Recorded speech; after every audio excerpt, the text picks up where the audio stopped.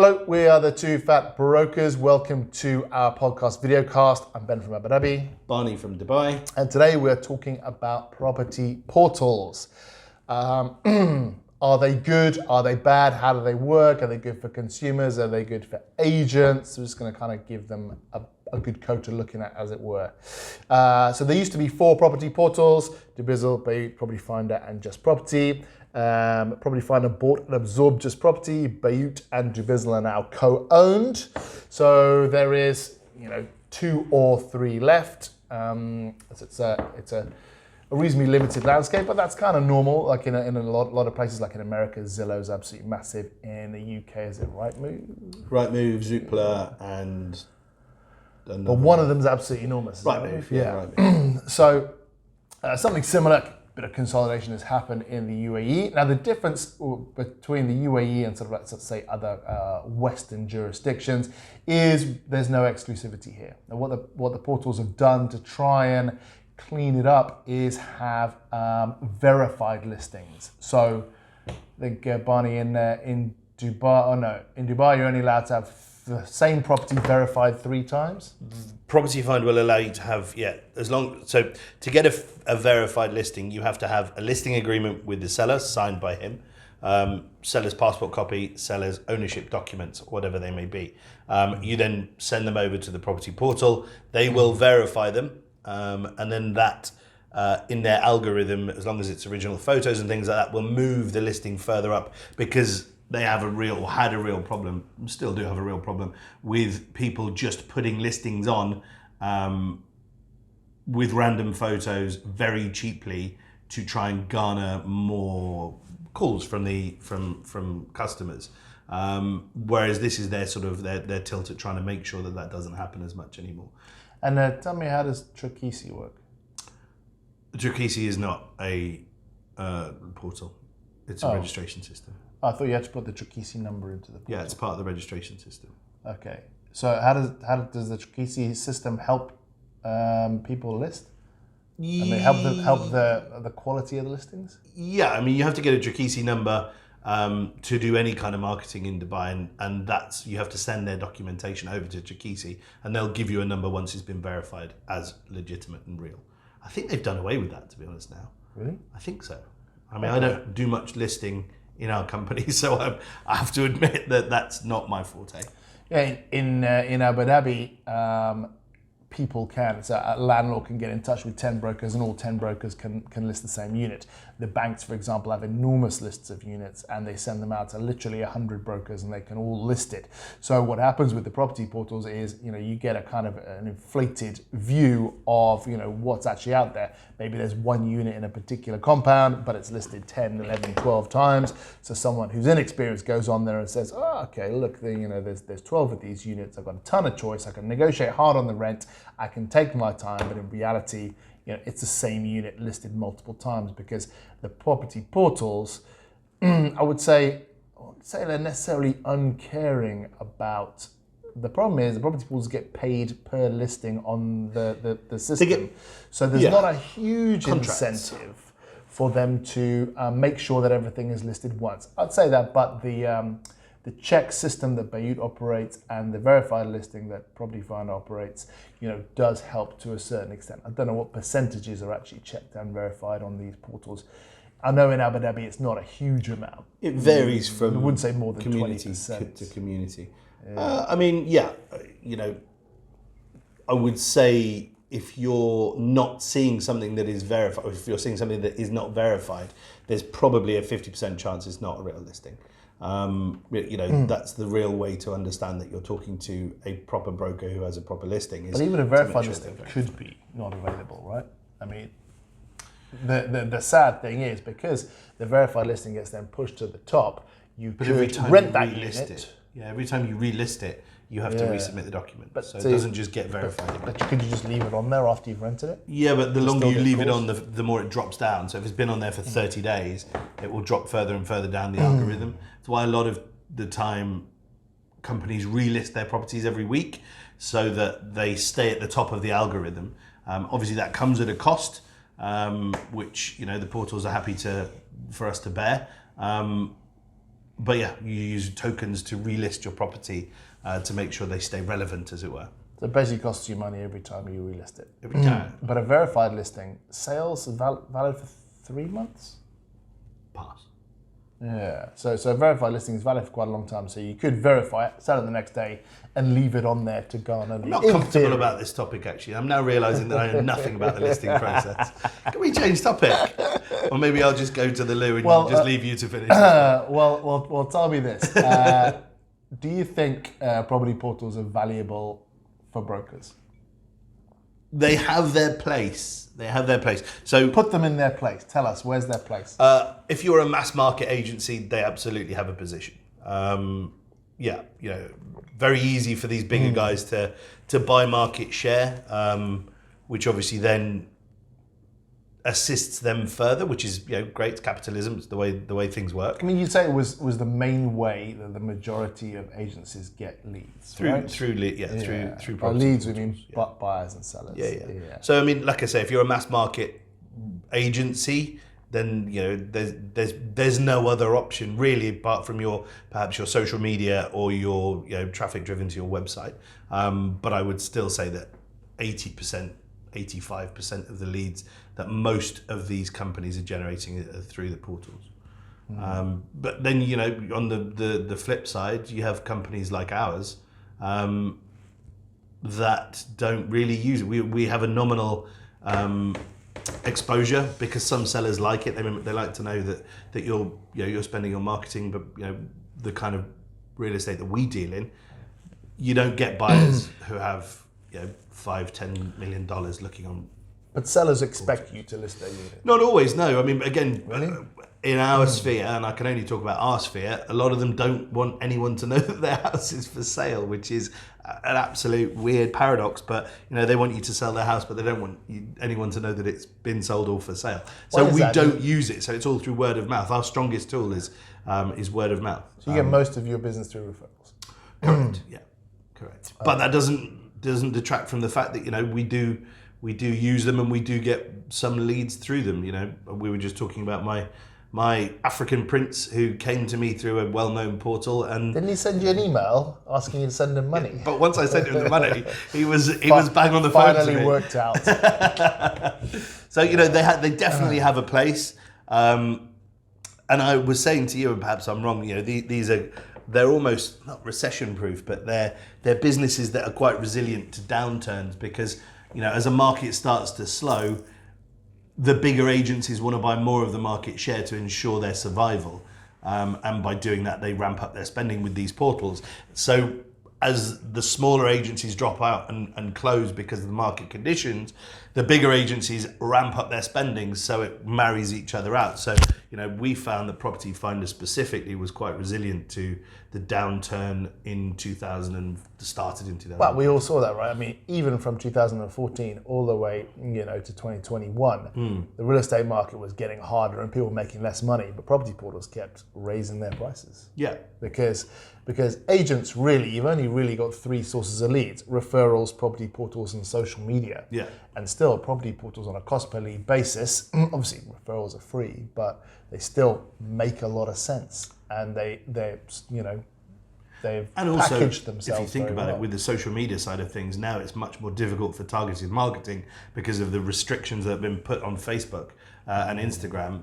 It's harder to be able to pinpoint the kind of people you want to target for your marketing. Property portals become even more valuable. So probably expect those prices to go up again. Yeah. But, we saw it in 2008 when the market was going to hell in a handcart. Everyone was moving away from printed media, so the property paper, maybe you'd seen it before you were even in the game. That went from 30, 40 pages, 100 pages to 6, I think, was the saddest one I ever saw, and then they stopped. And that was the only other sort of combatant to the property portals or competition. I remember you used to advertise in print in like 2013. When I was a dinosaur, yes. Yeah, when you were a dinosaur. Yeah. So that's interesting. So do you think, so for a certain type of broker, I mean, and I think the majority type of broker, it's absolutely vital, these property portals. 100%. What about for buyers and renters?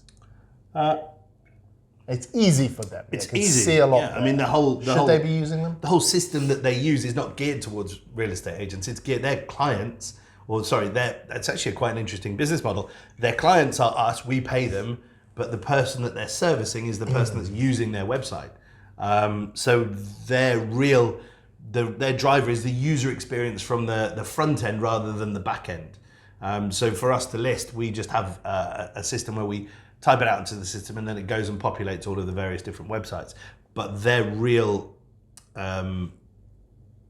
focus is the user, how user friendly they are. So but if you take YouTube as an analogy, we're the content creators. We create everything on that website. Yeah, it's and we consumed. pay for it. Yeah, we pay for it. We pay to create that content.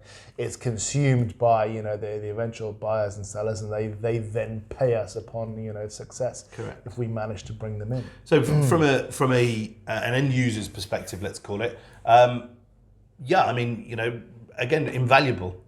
If you're looking for any kind of property, you automatically, and I would imagine, I don't think there's anybody would go anywhere else other than a portal.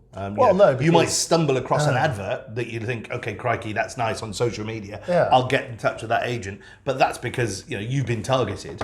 But if you're looking for something, the default setting is go to one of these portals. Now the question is, how do the portals fight against each other? How does Bayou outperform Property Finder and vice versa? Well, first of all, I would always be of the opinion that, and this is maybe a bit controversial, but at least in Abu Dhabi it makes sense. Don't go on the portals. Get a recommended agent. That agent is going to guide you a lot more. I say do both.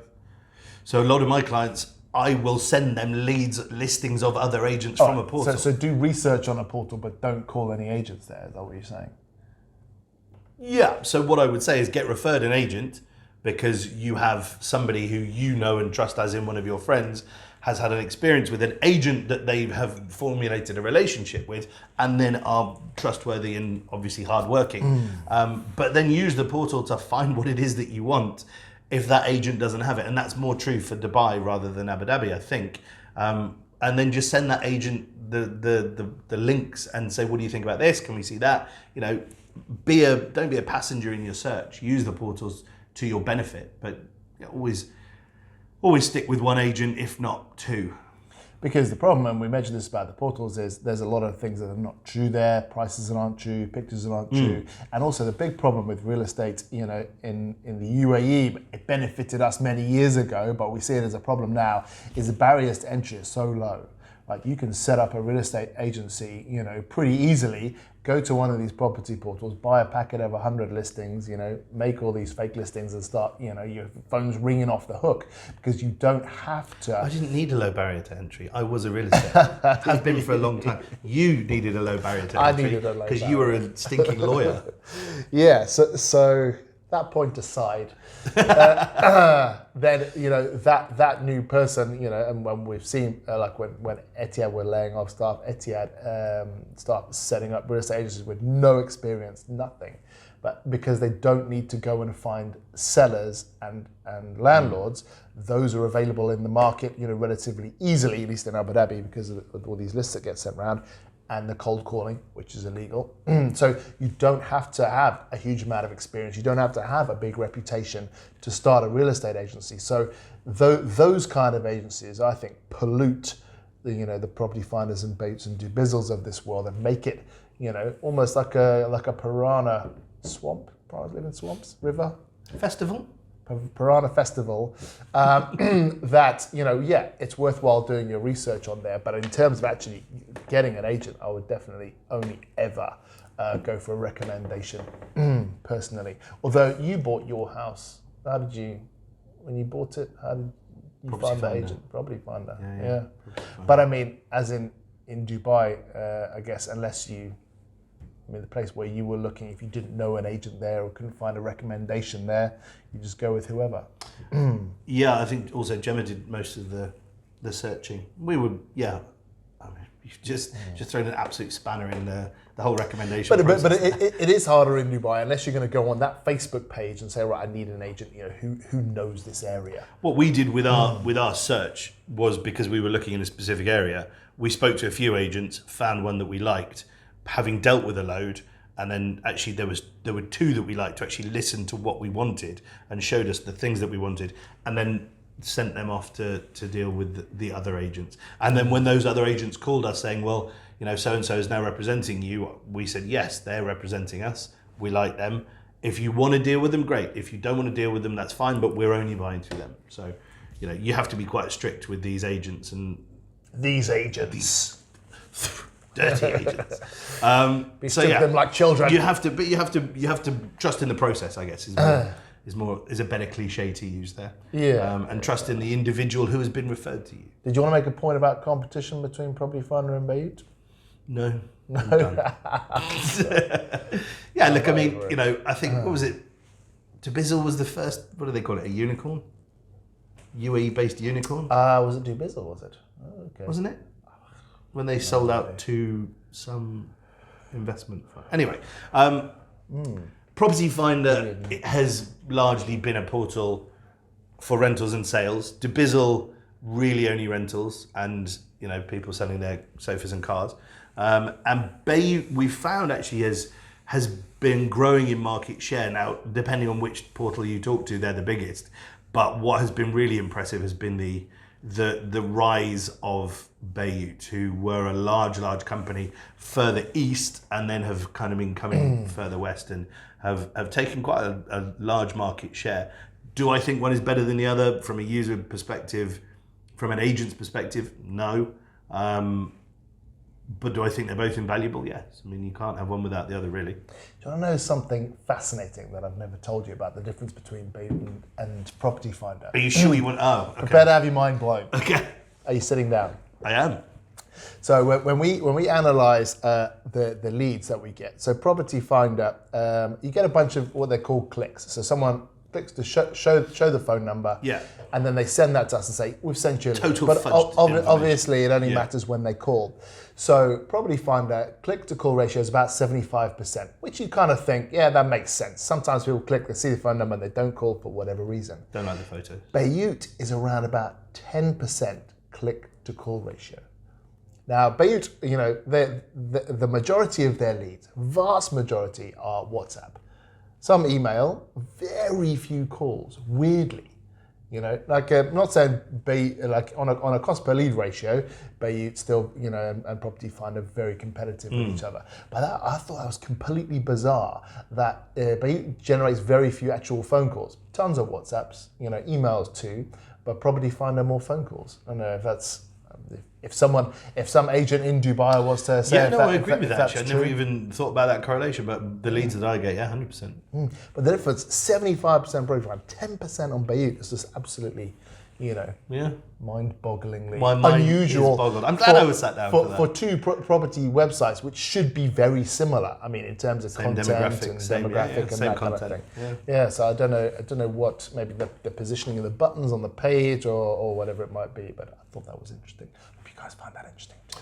If you find that interesting, write something to us. Please make me feel better about that. Yeah. And I hope you're all sitting down when you heard that little bit of information. We're not responsible for any accidents. Guys, thank you for joining us. We've been the Two Fat Brokers. I've been Barney. I've been Ben. We'll see you soon. Thank you. Bye-bye.